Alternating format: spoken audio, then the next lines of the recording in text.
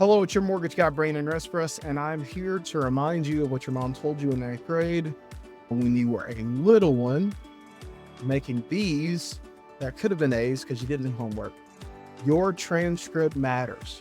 Okay. And what I mean by that is you need 24 months of employment history for your paycheck related to a job to count for a mortgage.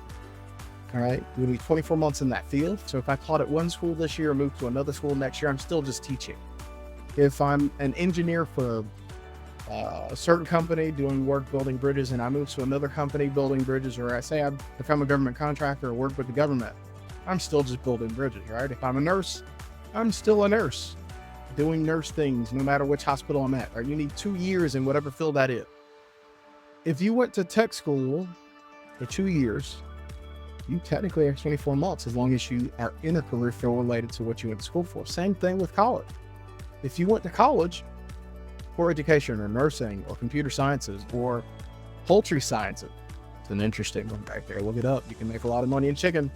Or business, right? You want to be the next HR lead for a corporation or talent acquisition, whatever you want to do.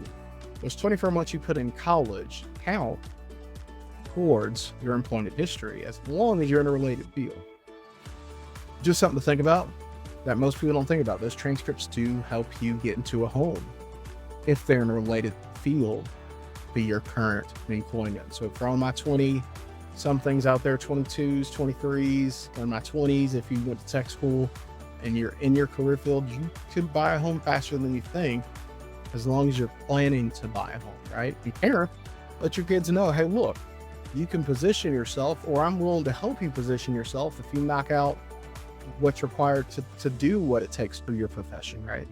Our system rewards the people who work hard and rewards the people who have that documented track record that, hey, they're going to be an employee. They have a check coming in. They're under contract, right? They found the job. You found that job at the elementary school or the hospital that you wanted, that you were working for in college, or the company that does welding or plumbing or whatever it does.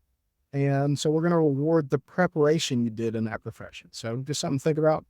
Hope this is helpful. Have a great day.